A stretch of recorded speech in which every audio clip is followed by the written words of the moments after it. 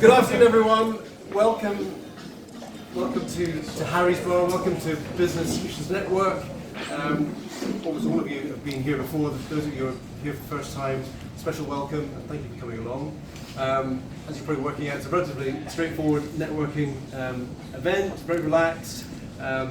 We are here to try and assist and develop your businesses, obviously help develop our businesses as well, which is a legal firm, commercial legal firm based here in London. And the purpose of calling you together now is always to welcome you, and also to just introduce our speaker who has kindly stepped up the plate to give us what I call a sort of education slot. Maybe there's going to be one or two nuggets of information that hopefully will help you in the course of the next month or so, or the rest of the business year. So this week I'm delighted to bring in our speaker who's going to talk to us about ethical debt collecting. And other things, and he's someone who's helped me in my business on a number of key occasions. When you're looking at that debtors list and you're going, oh yeah, that's fine, oh, that's going to be paid. And then 90 days later, okay, that's not fine. 120 days later, even worse. 200, whatever it is, 40 days later, you think, okay, there's a problem here. I think we need to sort this out. And not through your fault, but through my fault, sometimes that hasn't worked. But there's been delightful conversations where it goes along the lines of, yeah, the cash is in. And as everyone says, turnover is vanity, profit sanity, cash is reality. So let's all live in reality. I'd like to warm welcome to Clayton Coke. David, thank you very much on behalf of DT Law for inviting me. Good afternoon to all of you here at Harry's Bar. I'm Clayton Coke. I am the founder and managing director of PRMS Limited, which is an ethical debt recovery company, which may sound like an oxymoron to some of you, but we really are rather nice. Our clients are in professional services, SME businesses with a turnover of 50 million, and we cover a wide range of businesses, but one of the things that always is a constant is what we try to find out is how many people in the room, and I need to take my glasses off for this, how many people in the room have been a victim of bad debt? That means you've had an invoice that was never paid and you never recovered it. I know it's been a bad time for you, but you sometimes you might have to let it go.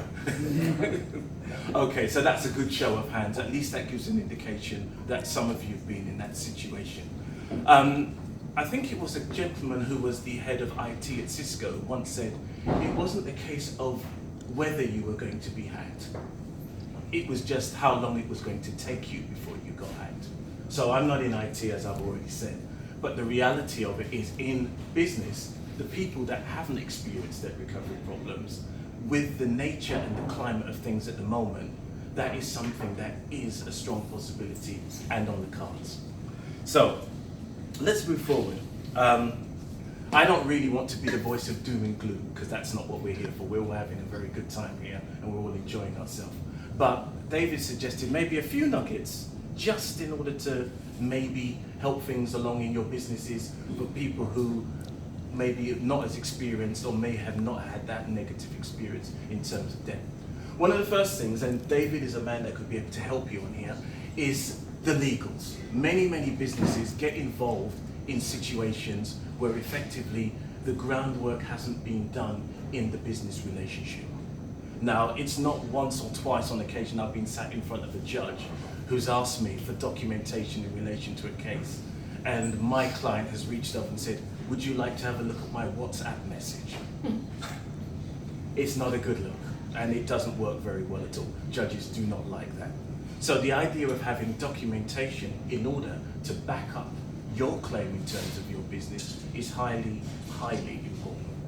And I can't stress this so much, because the difficulty that people have is that people think that we live in a world where everything is done on a handshake, is done on a promise, is done on a text message. And all of those things are helpful, but ultimately the bottom line is having something on paper or you can extract somewhere is really important. And I would urge that as the big takeaway for today. Secondly, actually doing the work. Now, we find ourselves in a position where we actually get debtors, and I know they've got a bloody cheek, but debtors do come along and say, I haven't had the work or the service that I was promised.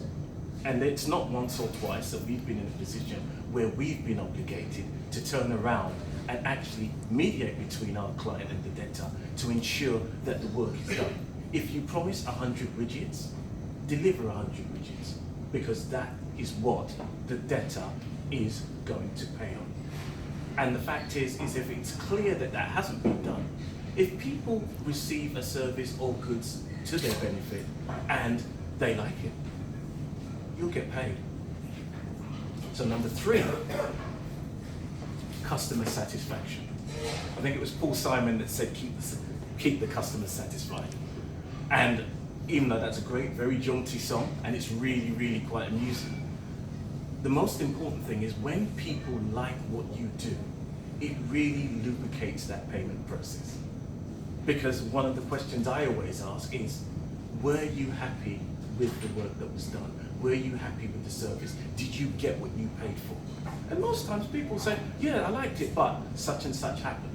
And that is our job, to make that problem or that situation disappear, and for the person to concentrate on paying you because you were in that position. So that's another thing that you can take away with you.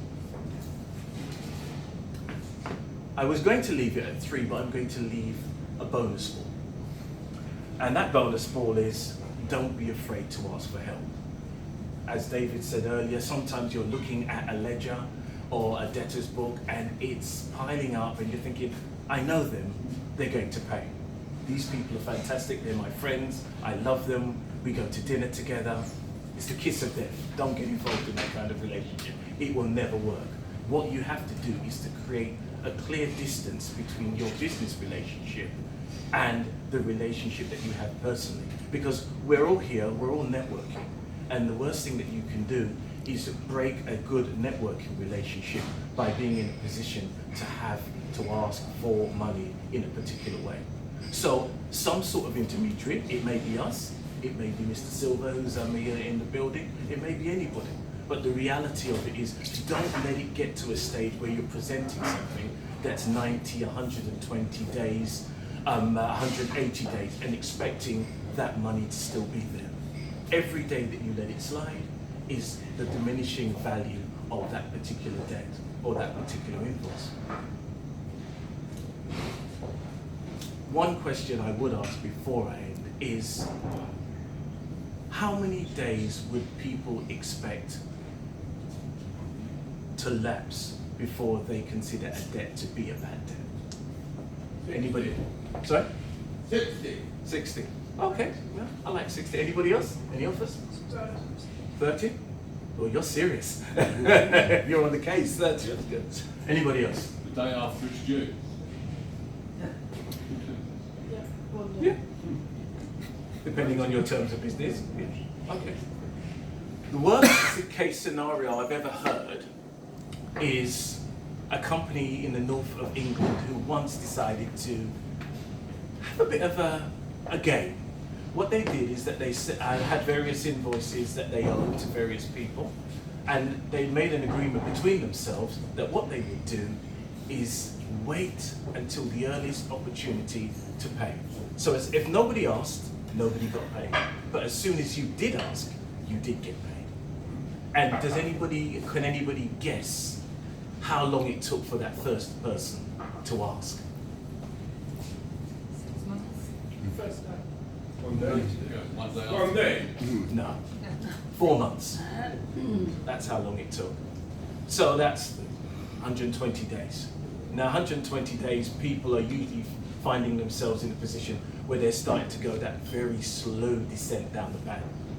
And the amount of queries that we get as a business from people saying, oh, this the company's gone into administration, it's gone into liquidation, can you do anything? Apart from involving insolvency practitioners, we can't really do that much. Because insolvency practitioners basically want to be in a position to benefit from it because it's their job. But it means that it diminishes the help that we can give you and any business in our role that can give you. So as businesses, things are changing. You know, Marks and Spencer's, Carillion, Toys R Us, the list goes on and on. So be vigilant in your businesses, be aware, and be successful. Thank you very much.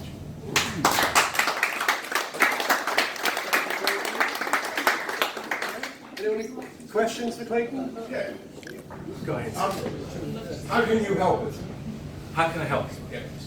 In the first instance, we would ask what your query was. We would hope that obviously if you've got invoices that are outstanding in the first instance, we would look at those for you and hope to interface between you and the business that owes you that money to recover it in the shortest period of time. Do you go in a sort of nice, calm, controlled manner, or do you go in heavy? And that's a good point, because a lot of people feel very distressed about using people who are in our field because they feel that there's going to be this heavy approach. The idea of being aggressive and heavy in terms of debt recovery and debt collection is very last century. That's just not the way that things are done. The fact is that the internet exists and your business has a reputation, our business has a reputation. We represent you. Our job is to facilitate the best outcome for you and also not to distress your client who may well make up, become friends and do business again in the future. You're most welcome. Anyone else? Got a 180-day debt? Confess? No, right. Well, Thank you very much. The money's, the food's here, and yeah, the money's. The money's in the private. Cheers. Thanks, Clay. You're welcome. That's no problem.